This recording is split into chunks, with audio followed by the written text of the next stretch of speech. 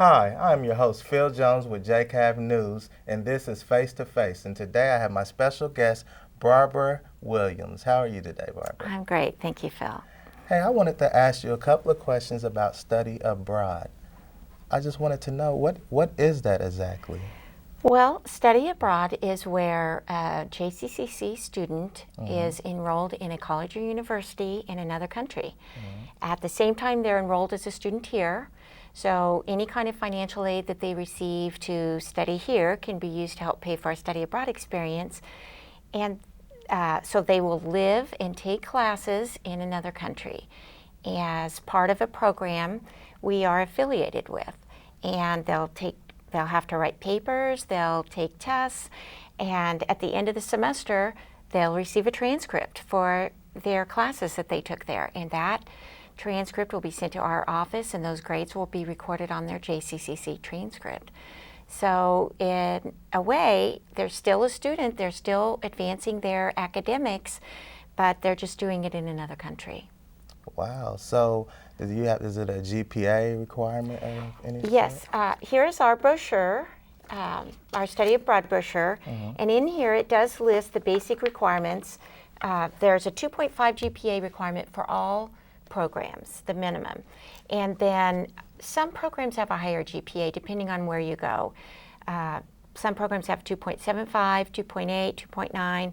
Japan has the strictest GPA. It has a 3.0 GPA, and they also require 2 semesters prior college level Japanese language study.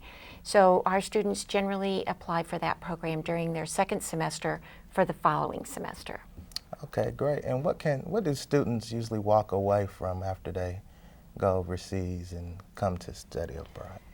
Well, a lot of students have a hard time putting into words just exactly what the impact of study abroad is, but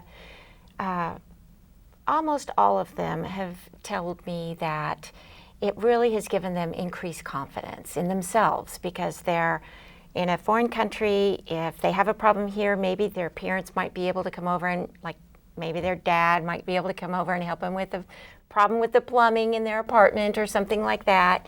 But when they're abroad, they have to handle all of that by themselves.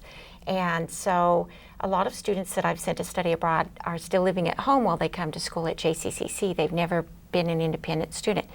So that it gives them an opportunity to live on their own for the first time.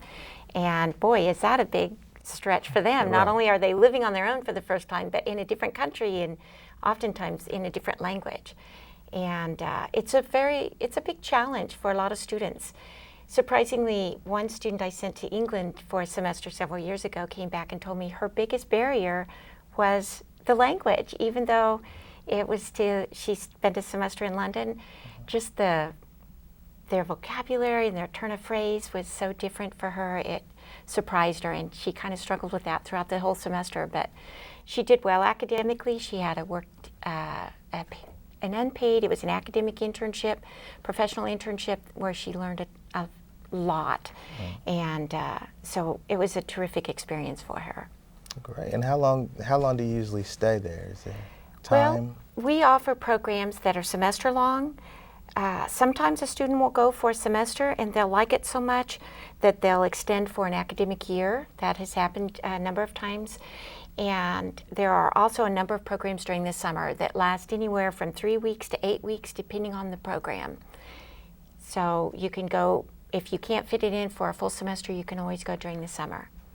Great. And what is the housing like? I mean, where do they stay? Or housing really varies depending on the program.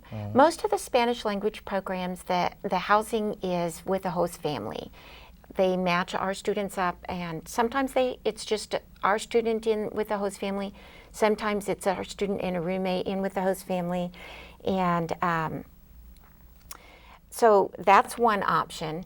Another is, like in the London program, they have what's called a bed sit, where you rent a room from somebody who rents out rooms to students.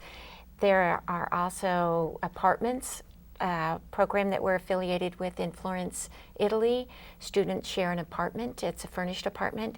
And there's also the student dormitories in different programs. The Japan and some of our programs in the British Islands, those are in student housing, like a dormitory. Okay.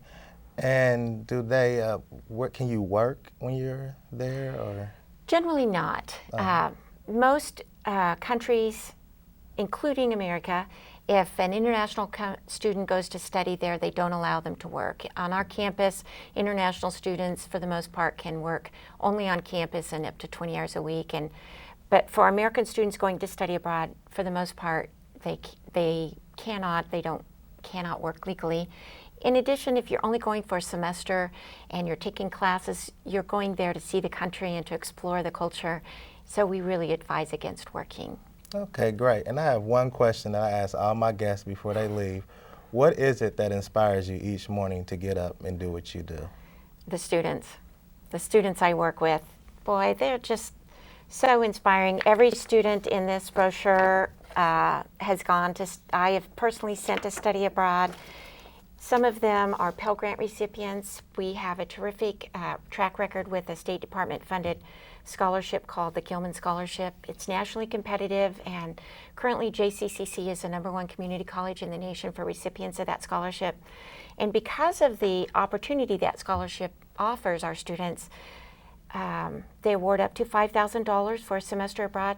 I've sent a number of Pell Grant students who are working very hard to get an education, and they still want to have a little bit more, and they want to have that study abroad experience. I've had students save out of their own earnings up to $10,000 to make a study abroad experience happen.